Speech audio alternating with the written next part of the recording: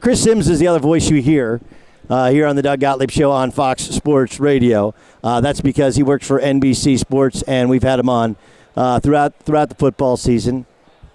I guess I should be surprised, but I can't be surprised. No. Like, look, when they're getting ready to go play the Chargers, I'm really close with the Chargers guys. Right. And I was like, man, you guys got to feel good. They're like, no, we're going to New England. Right. You know, they play January football. Yeah. And if you've been watching them, they've made themselves into a kind of a different style of old school January football team. Yes, right.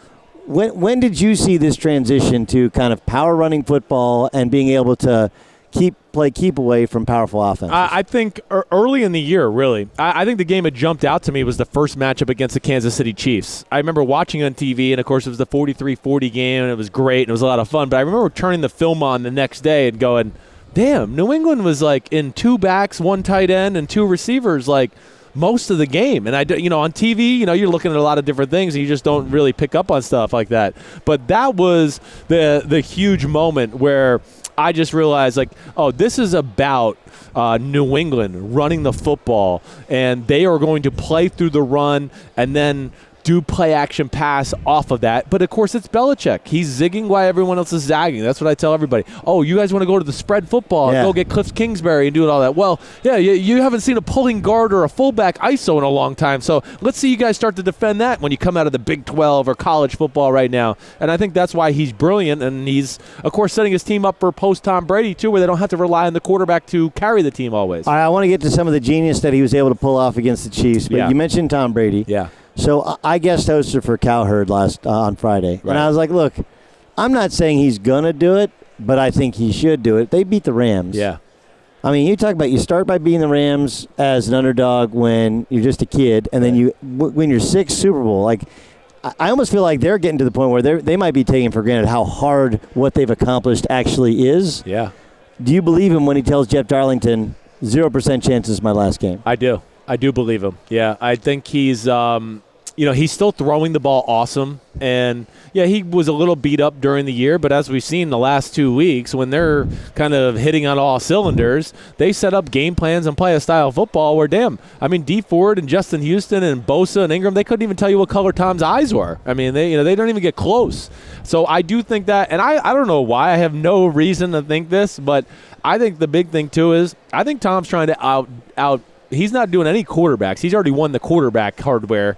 I think he's trying to outdo Michael Jordan. He's going for 7 to go like, no, I'm the greatest American sports hero. I got 7 and Jordan's got 6. I don't know why. I just got a feeling that's kind of what he's going for. Okay, the way to get to Tom Brady, I mean, it's like cliche. It's like, well, you got to get him off the spot. You got to get pressure in his face. You got to get pressure. And your front four has to do it all by themselves. Yes, right, which is true. Okay, yes. But one of the things they've changed is now they use Gronk as he's been a really good blocker. Like, he is, as yes. underrated a blocker as a tight end. That's what a lot of these pass-catching tight ends don't do. Right. He's able to do.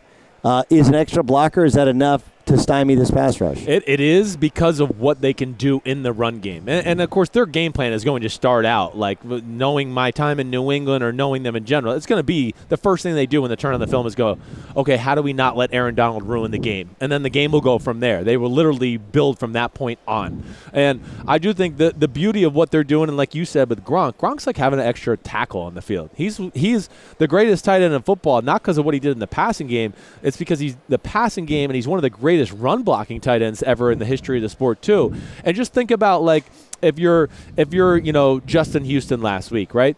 First of all, they ran 94 plays and 48 of them were runs. I mean, who does that in this day and age? We don't even see that. But you get worn out by the mental and physical grind that they put. Oh, this personnel's in. Oh, they're in this formation. Oh, God. Okay, wait, they're running the ball again. I have to worry about my gap. I have to worry about oh, wait, he kept it. Now I got to try to pass rush. That's where they take your aggressive nature away. And that's where I worry about the Rams, Doug. Not only because of that, but the Rams on defense, if you look at them, it's the same 11 guys on the field all game long. And typically when New England sees that, they're going to go up-tempo. They're going to continue to keep the pace on. All of a sudden you played 75 plays, and you go, why Aaron Donald can't get a pass rush in the fourth quarter? He's tired. He's dead. He's done. You know, it's funny. a lot of it is in the construction of the teams, which is very different, Yes, right? They're very top-heavy. Exactly. They get there's a reason, like, why didn't everybody spend $16 million on Ndamukong Suh? Like, yeah, because if you spend 16 there, it takes away from your ability to get quality backups. Exactly right. And so you keep your star players on the field longer. Right. All right, what about the Patriots defense? It's not as bad as last year's. No. And last year, by the end of the year, it was progressively ranking better. Yeah. This year, it's been a good defense. And then last week, we saw them get a lot of pressure on Pat Mahomes. What have you seen from this Patriots defense? I think it all starts in their secondary. Their secondary is one of the best in football. With Gilmore and this undrafted kid, J.C. Jackson, who's really was going to be a first 2-round draft pick, but had some issues in college and kind of got taken off draft boards there. But those two alone, that is one of the better corner duos in football. I mean, this J.C. Jackson, he is going to be a star. Gilmore is arguably in the conversation for best corner in football. McCourty in the back end. Jason, he's one of the best free safeties in football. So I think it's their ability to match up and play man-to-man is the first thing that makes them dangerous. And then Bill sprinkles in a few creative things here and there, so you can't just go, oh, they're playing man every play. And then they're big.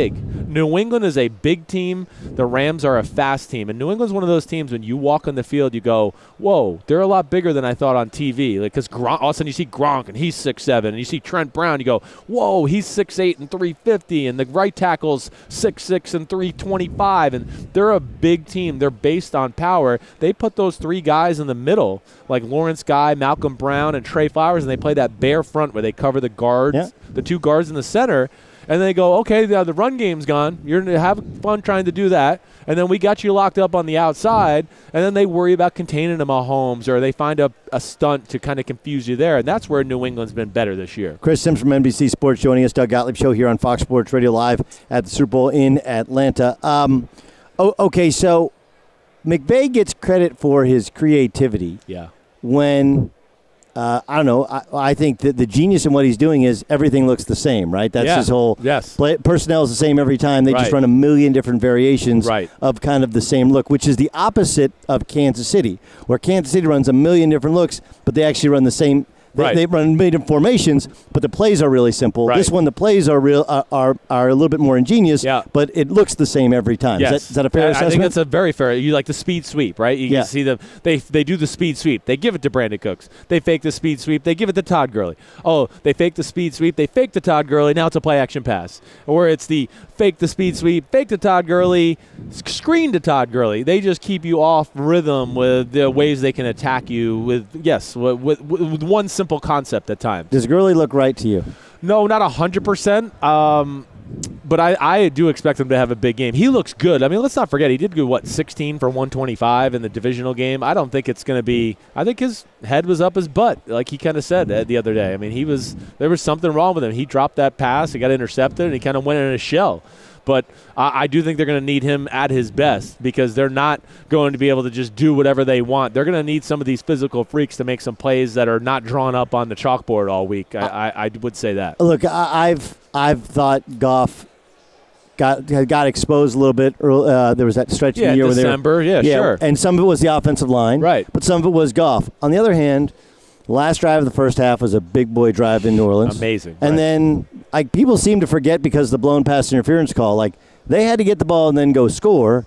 And they did. They went and got a field goal when they needed one to tie it up. What have you seen from Goff that leads you to believe he can be successful on Sunday? Yeah, I think the thing that Goff, despite the one struggle there, we had the Lions, Bears, and Eagles, right, where it was not his best football. The thing that I was impressed with more this year than as compared to like last year, where he had 28 touchdowns and 7 interceptions, I thought he made more plays that weren't there this year. That's part of judging a quarterback to me, right? That's why I think Aaron Rodgers is awesome. I watch the film and I go, damn, it's 25 plays in a row. Nobody's been open, and they haven't protected well, but they got 21 points on the board. Holy crap, how did they do that?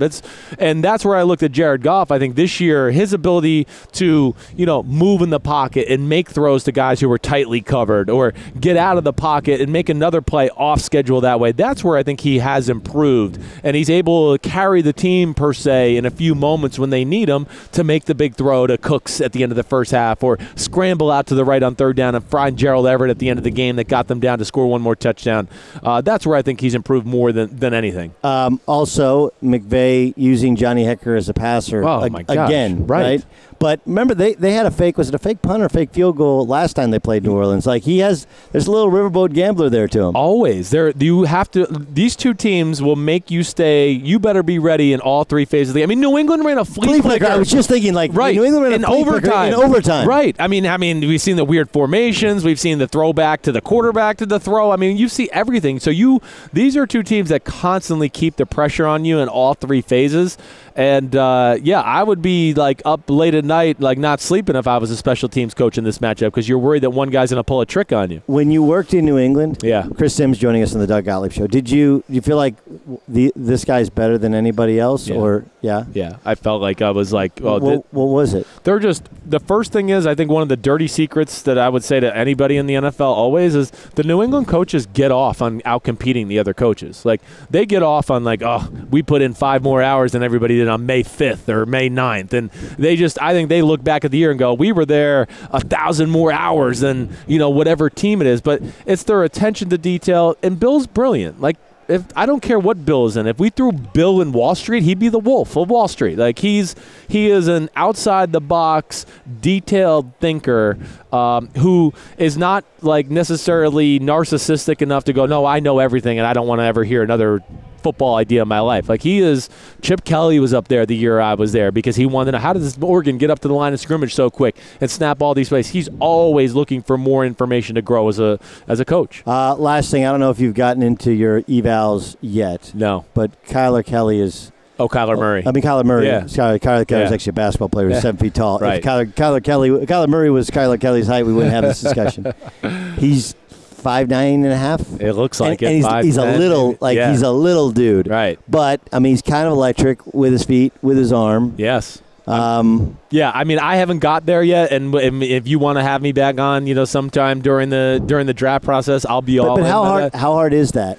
It is different. I don't think I am of the mold that size is important. Size is a skill. Guys like Tom Brady can make throws in the pocket that Kyler Murray will never be able to make. He can, his feet don't have to be perfect, and he might have somebody hanging on him, and Brady can throw it there because Brady's got long arms and square shoulders and big hands, where Kyler Murray's not going to be able to do that. But that's not an end-all, be-all. I do think this day and age in the NFL, with these kids taking as many reps as they are growing up, flag football, spring football, 7-on-7, all of that, and then the creative offenses we have, size is not as important as it was when we were growing up. And I do think you can get away with it. But you're not going to sit there, I don't think, and get away with it just being a traditional offense, him dropping back 30 times a game, standing in the pocket. No, you're going to have to have a different offense that kind of fits his needs. How many of those calls that Romo made could you have made if you were in that exact same situation? I could have made a good amount of them. I'm pretty good at it. Some of my Bleacher Report buddies, and actually, Brian Anderson, who works for Turner, he actually sent out a tweet giving me some props that he's seen me do this. Romo, like me, loves football. He watches film. I'm sure as he was playing, if you were smart as a player, you always went back and let me turn on New England just to see what they did this week because they were always winning. And you get a feel. And I think he's got a tremendous feel, especially for New England and calling out their plays. No question. Yeah. And then knows what's coming for us. He does. Romo's amazing. Romo's a great dude. You ever been around Romo? I actually have. I really like Tony a lot. He's great. He is. He actually likes talking about basketball more than he likes talking about football. I know he does. Which is, he has the gym at the new house. Chris Sims, check him out, NBC Sports. Good to see you, man. You the man.